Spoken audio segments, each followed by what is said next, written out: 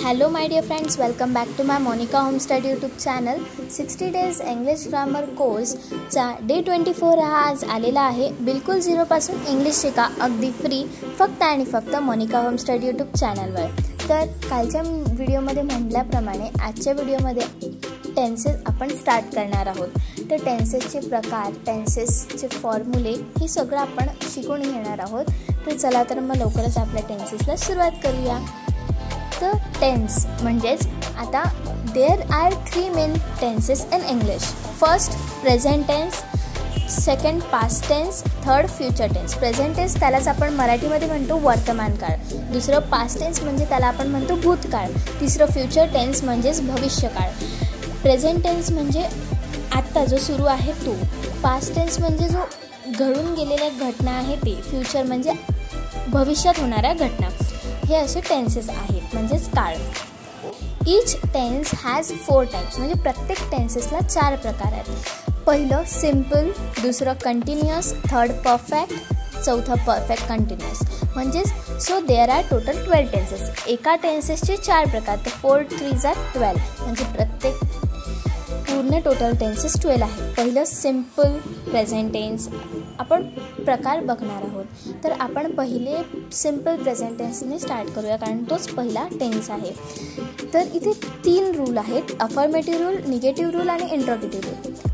Affirmative rule बघूया. पहिलंच जे फॉर्म्युला आहे S+V1+O याचं सेंटेन्स सेकंड बॉक्समध्ये दिलेलं आहे. आणि सेकंड फॉर्म्युला आहे S+V1 इन ब्रॅकेट SESIES+O याचा एक्झाम्पल सेकंड बॉक्समध्ये दिलेला आहे. तर पहिलं S+V1+O म्हणजेच सब्जेक्ट प्लस वर्बचा पहिला रूप प्लस ऑब्जेक्ट. बघा पहिलं sentence, you always take right decision म्हणजे इथे सब्जेक्ट यूज केलेला आहे, त्याच्यानंतर वर्ब आणि ऑब्जेक्ट. दुसरं सेंटेन्स बघा म्हणजे दुसरा फॉर्म्युला S+V1 प्लस V1ला SESIES प्रत्यय लावायचा आणि प्लस O. बघा sentence, he always takes right decision म्हणजेच सब्जेक्टने सुरुवात केलेली आहे आणि जो वर्ब आहे टेक त्याला S लावलेला आहे आणि राईट डिसिजन हे ऑब्जेक्ट आहे. असं अफर्मेटिव्ह रूल. आणि दुसरं निगेटिव्ह रूल आहे. पहिलं फॉर्म्युला S+Do+V1+O. तर त्याचं एक्झाम्पल आहे सेकंड बॉक्समध्ये, you always do not take right decision. You subject, always, you always is a subject, do not use करायला सांगितलं होतं आणि verb take and right decision is object. दुसरा formula S+does not+V1+O. He always does not take right decision म्हणजेच दुसऱ्या फॉर्म्युलाचं second बॉक्समध्ये दिलेलं आहे. He always does not take right decision. असं हे निगेटिव्ह. आता इंट्रोगेटिव्ह म्हणजे त्याच्यामध्ये शेवटून क्वेश्चन मार्क लागणार आणि स्टार्टिंग डू किंवा डजने होणार. पहिलं sentence formula do plus S+V1+O. Example, do you always take right decision? Question mark. Question mark is very important in interrogative sentences. And then second rule is does plus S+V+O plus question mark. Does he always take right decision? Question mark. हे interrogative. आता याचे काही rules आहेत. पहिलं rule आहे, subject जर अनेकवचनी म्हणजेच plural असेल तर त्या समोरील क्रियापदास कोणतेही प्रत्यय राहू नये. आता सब्जेक्ट जर अनेकवचनी असेल तर पुढचा जो वर्ब येतो त्याला SES काहीच लावायचं नाही. हे सूत्र लक्षात घ्यावे. दुसरं, सब्जेक्ट जर एकवचनी म्हणजे सब्जेक्ट जर सिंग्युलर असलं तर क्रियापदाला SES किंवा ES प्रत्यय लावावे. हे दुसरं सूत्र वरून लक्षात येते. तिसरं बघा, ज्या क्रियापदाचा शेवटी SS, SH, CHO ने होतो त्या क्रियापदाच्या शेवटी ES हे प्रत्यय लावावे. आता काही याच्यामध्ये SS, SH, CHO येतो तर त्याच्या शेवटी ES हे प्रत्यय लावावे क्रियापदाच्या. चौथं, ज्या क्रियापदाच्या शेवटी Y ने होतो त्यापूर्वी स्वर म्हणजेच वॉवेल असेल तर IES हे प्रत्यय लावावे.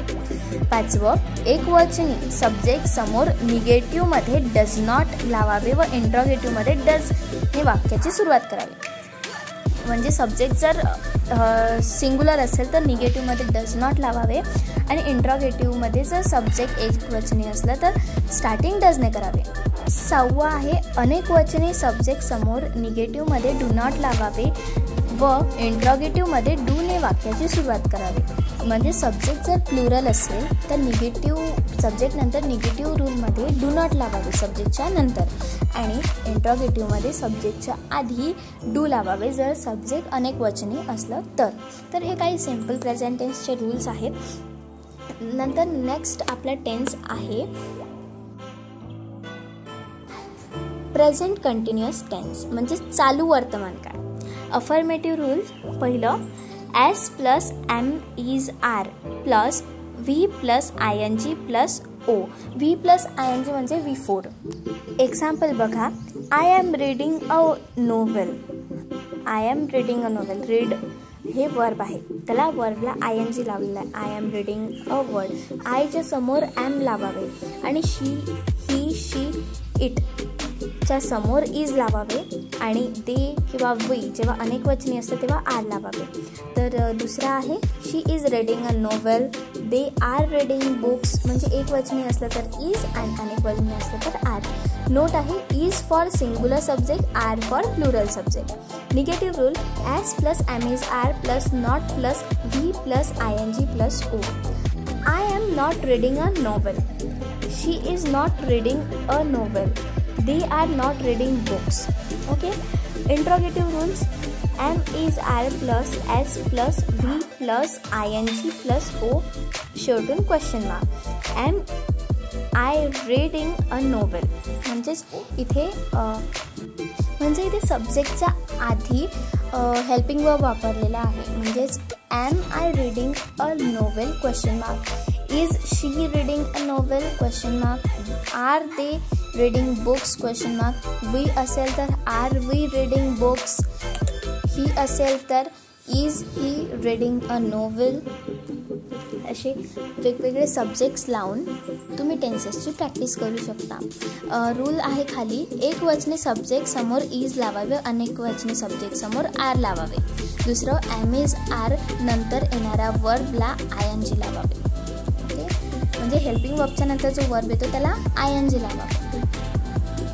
नंतर आपला थर्ड टेन्स आहे present perfect tense. Affirmative rules बघा, S plus have oblique has plus V3 plus O. V3 म्हणजे फ्युचरमधला. एक्झाम्पल बघा पहिलं, I have got a study job.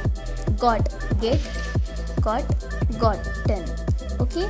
So दुसरा आहे they have submitted application. Submitted म्हणजेच V3 वापरलेला आहे सबमिटेड. तिसरा आहे he has won the first prize. म्हणजे नोट काय आहे याच्यामध्ये, हॅज फॉर सिंग्युलर सब्जेक्ट आणि हॅव फॉर प्लुरल सब्जेक्ट. पण आयच्या समोर नेहमी हॅव लागतो. निगेटिव्हमध्ये बघा formula S plus have has plus not plus V3 plus O. I have not got a steady job. They have not submitted applications. He has not won the first prize. Interrogative मध्ये have oblique has plus S plus V3 plus O question mark. Have I got a steady job? Have they submitted applications? Has he won the first prize? Question mark. म्हणजे इंट्रोगेटिव्हमध्ये शेवटून question mark is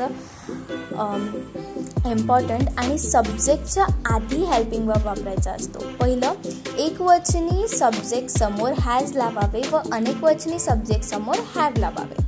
दुसरं have has नंतर वर्बचे तिसरे रूप लिहावे. Have has नंतर जे verb आहे त्याचं थर्ड फॉर्म लिहायचं.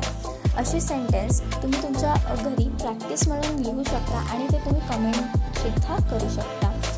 तर इथे आपले 3 टेन्सेस झालेले आहे. चौथं जे प्रेझेंट टेन्स बाकी आहे ते आपण पुढच्या व्हिडिओमध्ये घेऊया. व्हिडिओ आवडला असेल तर लाईक करा, चॅनलवर नवीन असाल तर सबस्क्राईब करा, बाजूच्या बेल आयकॉनला दाबायला विसरू नका. बाय. थँक्स.